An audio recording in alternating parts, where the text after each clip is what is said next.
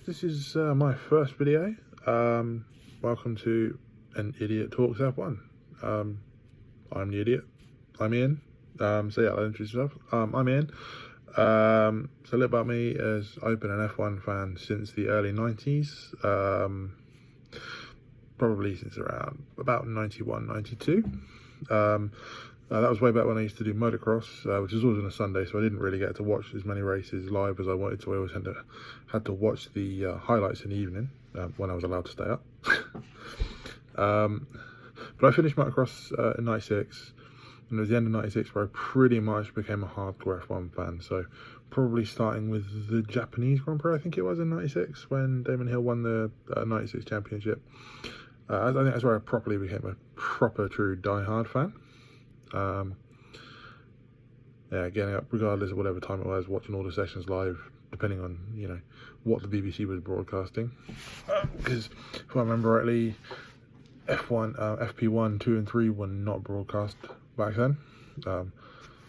All praise Sky and whoever else, whichever other providers are doing it. Yeah, my favourite driver growing up was obviously Damon Hill. I'm a Brit, so I had to support the home guy. You know, he just always seemed to have a level of composure, and I love the intensity of his eyes. Especially I think it was a T-shirt that he had as part of his merchandise. It was literally just his eyes, and it's cool. I loved it. Favorite race, probably Bahrain 2014.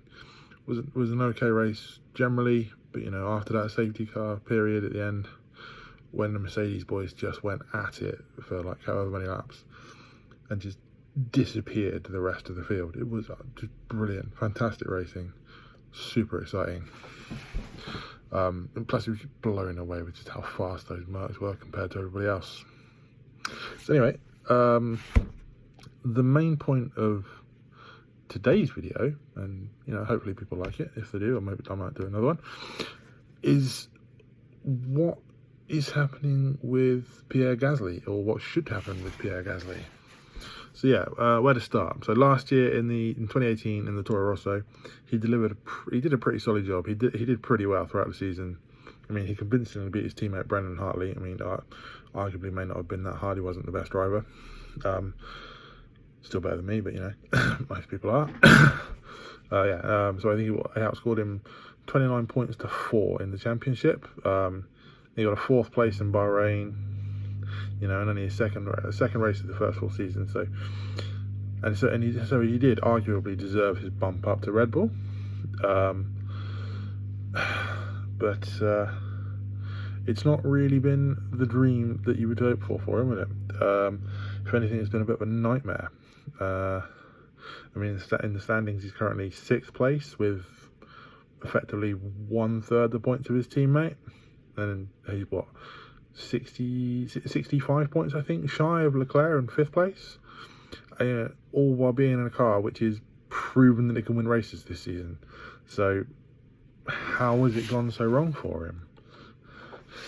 I mean, I think a big part of the way in which this has gone wrong is the dynamic of the Red Bull Junior program, and just how cutthroat it is with all of the talent that comes through that system. I mean, yes, they've had enormous success with, you know, Sebastian Vettel, and obviously more recently Max Verstappen. So yeah, they've had plenty of other drivers that have come through the system. They've been pretty decent, solid drivers. I mean, Vern's one example. But I think the most recent example of them really screwing the pooch is what they did to Kvyat back in was it 2015? Yeah. The guy was 4 races in, he'd had a podium, 7th place. He did not start, and I think it was 11th place, I think it was. So compared to his teammate, which has got, I think, 2 or 3 4th places, and then I know it was one outside the top 10, which I want to say it was 11th. So he would have been 15 points behind his teammate after 4 races. 15 points you can make up in a race. You know, 1 DNF, you can get 15 points. You know, if you're high enough. Not the end of the world. And then you know, he had that one bad race in Russia, you know, where we gave him he was crowned the torpedo. And that was it. Red Bull decided, oh, no, we don't like you anymore. We like Max. So, I mean, he was a victim of circumstance because they really wanted Max in the Red Bull. But the way in which they did it, I just think was really wrong. And, you know, he didn't deserve to be unceremoniously dumped from his Red Bull drive the way in which he was. And especially, you know, that obviously knocked his confidence massively. So when they put him in that Toro Rosso, he wasn't delivering because, you know, or the only thing that's going to be in the back of your mind when that happens is, I'm going to be gone. Right? Why are they doing this? And obviously that then came to fruition. They put Hartley in the car, and that didn't go well, did it? No. So back to Gasly. I think the other problem he's got as part of being the Red Bull Junior program is the mixed messages that you get from that team. So you get interviews with Christian Horner. Oh, he's being really supportive with him. And it's like, yeah, okay, yeah. Well, we want to give him this space. We want to, you know, give him the best, and it's like give him the benefit of the doubt. And it's only really recently in the last couple of races where maybe he's been a bit more critical of him, especially like with Germany, where he was he was on for he could have had a decent finish, and then, you know, he ran wide several times, and then had the, you know, inexcusable crash with Albon. Yeah, that's just not on. But then on the other side of that, once you've got that support from Christian Horner, from Helmut Marko, you've just got constant criticism. I mean, that guy, I think he's the worst influence on any driver that you can have in F1. He may be able to spot talent, but getting the best out of people, no. That is not something that I think he can do. But anyway, as a result of all of that, I think the biggest problem Gasly has is he overdrives quite a bit. And so, you know, he wants to prove himself. So he wants to say, look, he's seen what happened to Kvyat. He knows what the program is like. But because he overdrives, he makes those silly mistakes. You mean, silly, unnecessary mistakes. And these are the kind of mistakes that are going to bury him in that Red Bull system. I mean, especially if you combine that. I mean, fair enough, he's just not as fast as Max. That's simple. Right? Not over a single lap or over a race pace. He's just not as fast as Max. He's never going to be as fast as Max.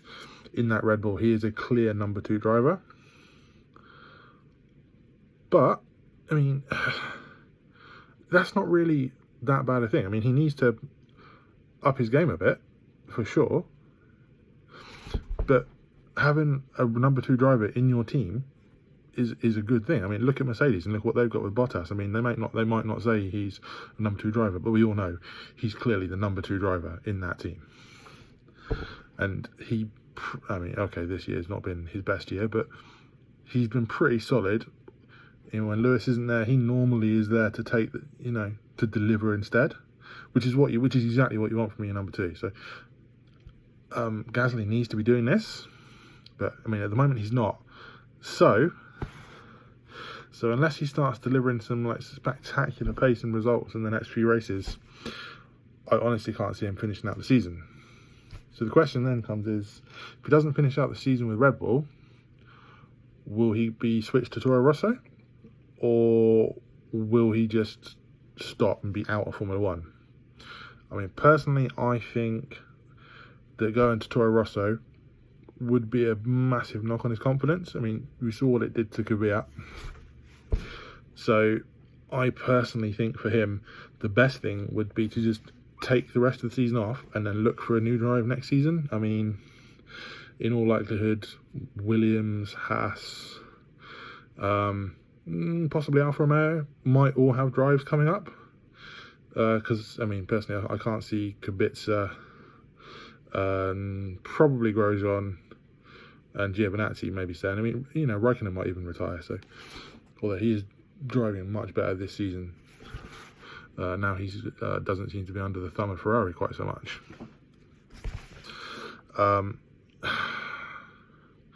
But I think if he does go to Toro Rosso, you're just going to see him middling around at the back, not delivering his best, and that'll just bury his career completely. So it would be better for him if he just takes that time out, tries to get in one of those teams, possibly even take a year out and then come back with one of those teams, or one of the other teams might have a better drive coming up in 2021. Obviously, with the new race in 2021, nobody knows what's going to happen, who's going to be where. But yeah, so that's what I think needs to happen with him. I mean, I want to see him step it up and start delivering and giving Max that support, because if you get that support, then you're going to see Red Bull P2 in the championship. And that's what Red Bull need. They need P2. They know they're not going to win the championship. Mercedes are just, nobody's beating them in the championship this year. It's not going to happen, and probably next year. But so anyway, so if he does leave, the other question you've got to ask is, who's then going to occupy that seat? So, Red Bull have got a problem where they don't really have anybody in their junior driver program that's not in Formula One that's ready to step up. I certainly can't think of any names. So you pretty much only really have two options.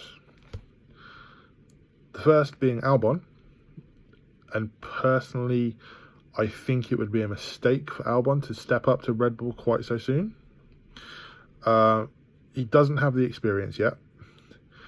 He's also seen what's happened in the past with Red Bull and drivers that haven't performed. So he would have that very strongly in the back of his mind, and would quite likely suffer some similar problems.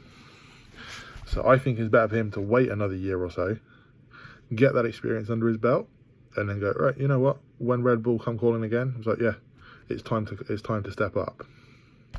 Then the other choice, is the man who's been a Red Bull driver before, is Kvyat. So, although I do think he might have a few reservations about going back to Red Bull, just because of his past history, but maybe he got over that because obviously he's back in the Toro Rosso now anyway. But with that being said, he has matured a lot. He's a family man now as well, just after last weekend. So congratulations to him for that. And then after that Red Bull debacle, if you think about it, in that season he wasn't far behind Ricciardo. He beat Ricciardo the previous season. So the guy does have skills. So I really do think he's the most likely and most viable choice to go into that Red Bull if they decide to drop Gasly.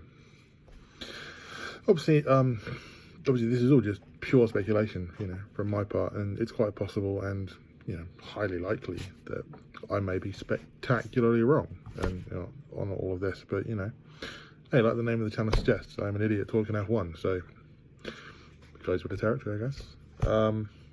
Anyway, guys, that's going to be it for my first video. Let me know in the comments if you liked it. Hope you did. And yeah, thanks very much.